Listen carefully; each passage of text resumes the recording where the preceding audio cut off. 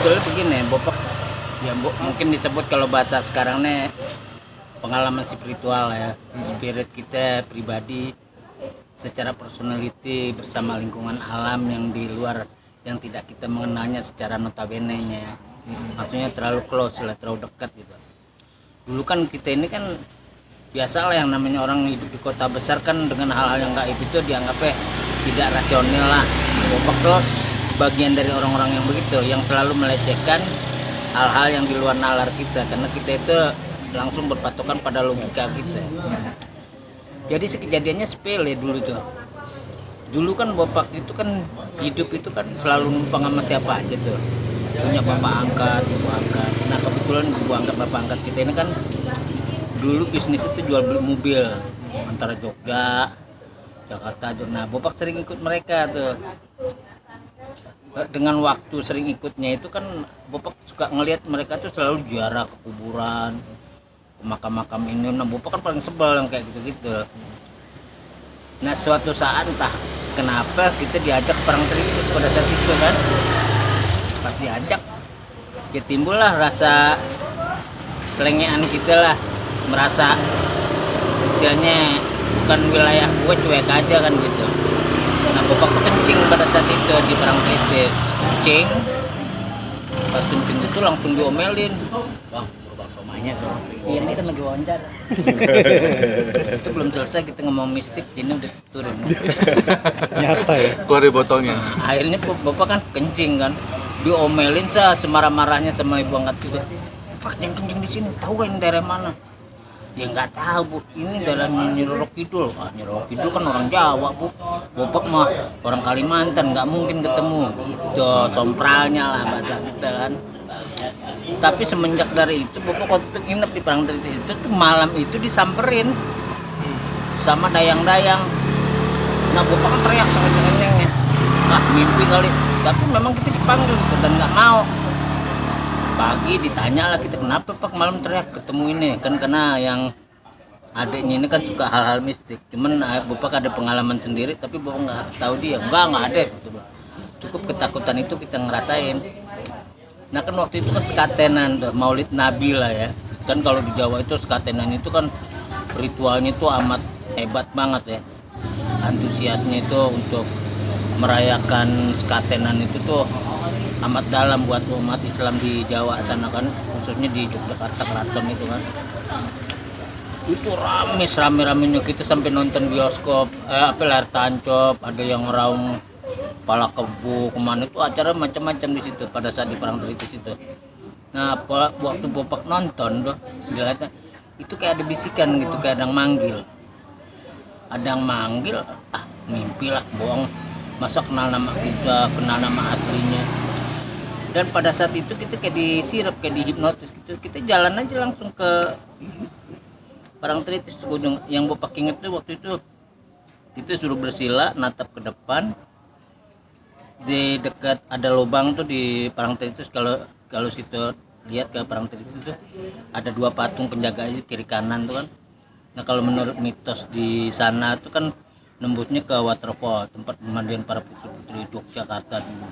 Mungkin sampai sekarang mungkin ada kali kayak begitu kan, dan kita nggak tahu karena itu kan harus dilihat dengan mata batin ya.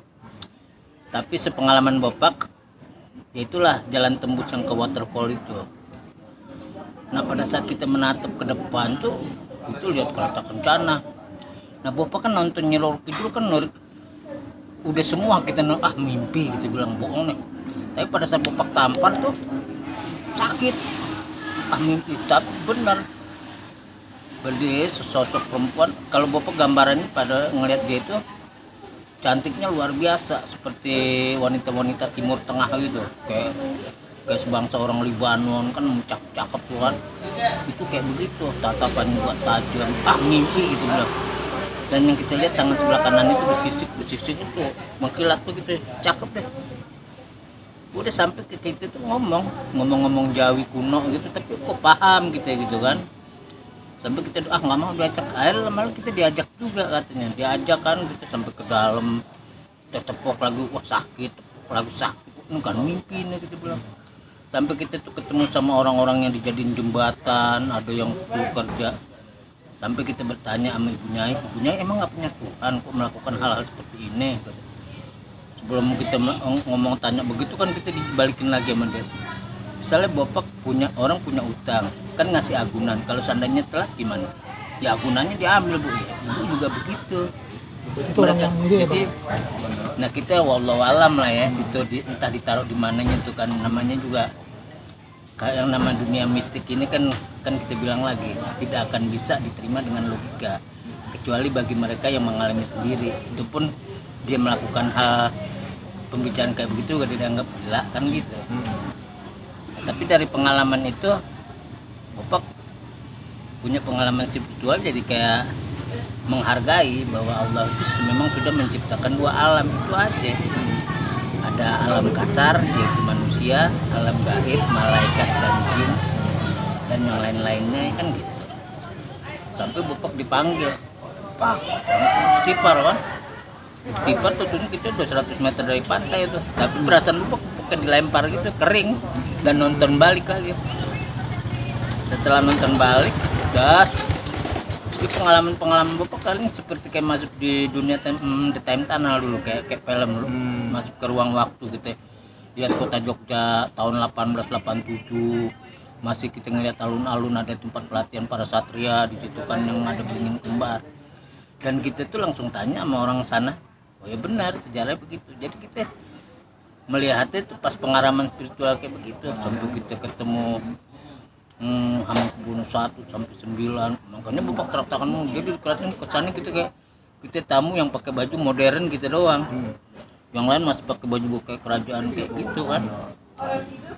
Nah dari situ tiba-tiba ya kita kayak di ngajiin udah 3 hari katanya. Jadi koma apa? Iya, jadi kayak semacam kayak koma, tapi kalau bapak kan beranggapan nggak koma.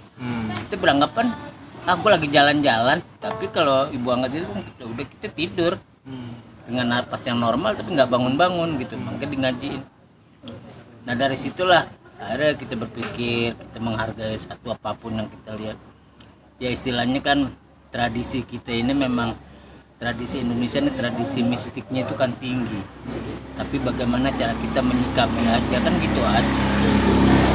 Karena kan hanya orang-orang yang bisa berpikir bersih yang bisa mengerti Indonesia udah. Nah akhirnya bapak tuh kemana-mana jadi refleksnya tuh lebih cepat gitu. Kalau kita misalnya berpijak kemana kita lihat oh ini ada kita jadi berasa sendiri itu jadi bukan belajar lah, jadi maksudnya kayak ada dapat gitu. Sampai kita kalau dunia ngelukis pun kita harus dunia mistik, jadi yang kita lukis objek itu yang kita lihat. Misalnya bapak main ke satu tempat tiba-tiba ada yang hadir, mereka nggak akan pergi kalau lukisannya belum beres kayak gitu. Mereka meminta untuk itu. Iya kayak begitu. Dan itu sering berapa kali, dan itu sering juga bapak kasih ke teman-teman, dan teman-teman yang kita kasih hasil lukisan juga mereka merasa wah males pak megang lukisan lo, energinya beda gitu. Jadi memang ada sisi-sisi kayak gitu, tapi ya pelajaran buat kita orang-orang yang selalu memerdekakan akal logika kita, ya sekali-sekali kita juga harus santun sama alam di luar kita, alam kasar, alam halus itu punya hak juga gitu. Makanya kan kita bilang wajib-wajiblah kita menjaga kebersihan, karena kebersihan itu baik buat diri kita. Kalau kita memelihara yang kotor-kotor, sama kamu juga memelihara jin kan. Kalau jin demen tempat-tempat yang kotor kan gitu. Bang Bapak, dunia mereka, dunia gaib itu awalnya merasa ketakutan nggak? Sampai sekarang ya gimana nggak merasa ketakutan. Misalnya kayak Bapak nih ditakutin pocong atau apa, ya bentuknya pocong kita lihat. Jadi udah bukan main-main lagi, bukan bercanda kalau gitu. Itu emang benar kita ngelihat wujud yang sebenarnya kayak gitu. Jadi cepetnya teng gitu. Tapi alhamdulillah lah, akhirnya kita bikin jadi semacam satu bentuk pertemanan. Kita saling menghargai. Sebab kalau kita pun mengikutin dia, nah kita aja diperintahin sama Allah, sama Nabi, sama Rasul, bahwa kita adalah orang-orang manusia segala-galanya dari jin dan setan. Mulianya itu lebih tinggi. Maka jangan sampai kita tertindas sama mereka kan gitu. Yang penting kita udah tahu lo siapa, gue siapa, aman kan gitu. Kalau kita selalu mengikuti dia banyak permintaan, minta kembang, minta rokok, minta susu, minta kopi, kan minuman mereka uap. Nah yang hal kayak gitulah kita tuh harus menghargai itu. Jadi aneh tidak akan bicara tentang bid'ah begini-begini, ya kan? Itu abang penuhin. Mereka minta ini itu. Dulu kita penuhin, tapi sekarang udah nggak kita penuhin, malah lu yang harus menuhin kita kan gitu. Lu ikutin gue, bukan gue ikutin lu. Jadi kita suka dialog sendiri, marah sendiri, jangan macem-macem deh. Kita gituin, gue nggak kasih lo. Kalau nggak dikasih mereka marah nggak sih? Nggak marah, tapi mereka cuman kesel aja gitu. Jadi kita suka, karena kita bisa deket kayak begitu, jadi udah aman. Awal-awalnya tuh memang enggak kan, kalau di rumah bapak di Bogor kan gitu. Kadang-kadang satpam kita suruh jaga rumah, enggak. Kenapa ngejaga rumah gua, ngeliatin doang. Udah nang jaga tapi orangnya gede. Kayak gitu-gitu. Jadi hal kayak gitu. Tapi kan kita nggak merintahkan, tapi kita sudah memahami. Intinya mah gini aja. Jangan kita merasa bersih dari orang lain dan jangan merasa orang lain lebih bersih dari kita, itu aja intinya. Maksudnya lo gue tuh sama, punya hak. Sama-sama kita saling menghargai. Bentuk apapun. Apakah dia manusia, apakah dia binatang. Apalagi manusia kan punya etika. Nah binatang aja kan juga punya respon. Apalagi alam jin ya nggak? Yang dia tidak pernah belajar.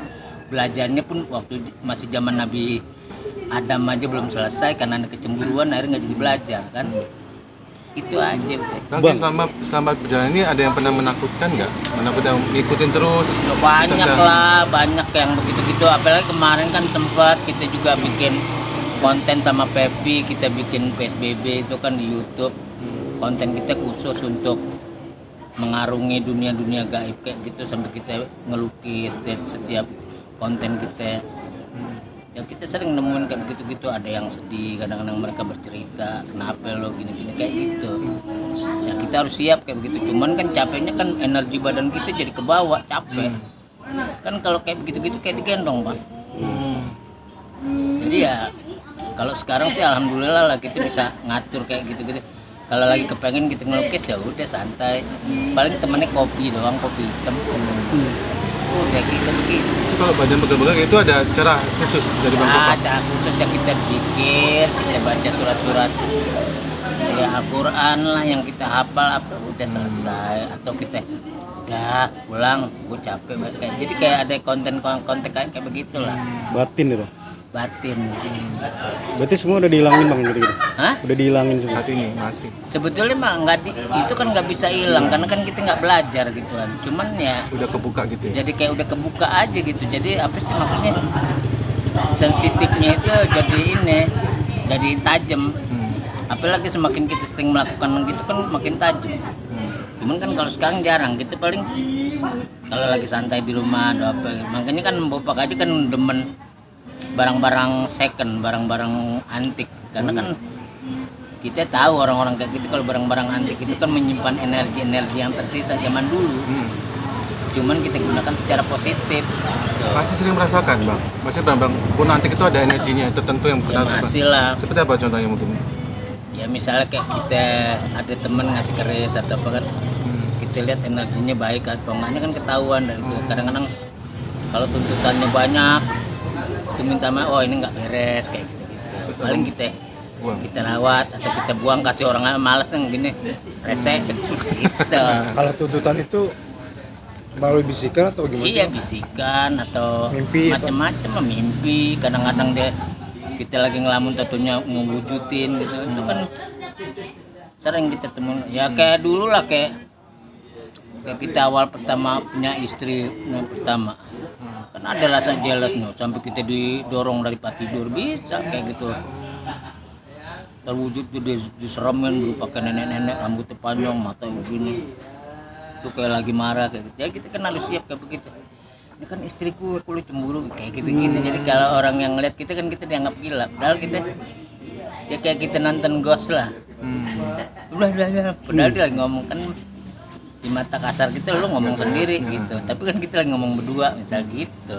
Itu Bang, aja berarti sih. sampai saat ini Abang kayak untuk menaik kodam-kodam gitu ada yang kayak ngejagain gitu Bang secara nggak langsung? Kalau masalah itu Bapak nggak tahu sih ya. Cuman kan kita tidak kalau yang ngomong begitu rata-rata kan temen. Dulu ada ini. Ya kalau kita sih yain aja. Mudah-mudahan baik buat kita. Kan gitu. Yang penting kan kita satu. Jangan sampai kegiring kita jadi sirik itu doang. Karena kan Kalau you memasuki dunia kayak begini itu benang merah tipis. Antara Tipisnya? iman dan keyakinannya itu kita yang tergeser harus ya? kita pertaruhkan. Kalau terus Tinggal kita memilih tuh. Ya mudah-mudahan kita bukan bagian orang-orang yang merugi gitu aja.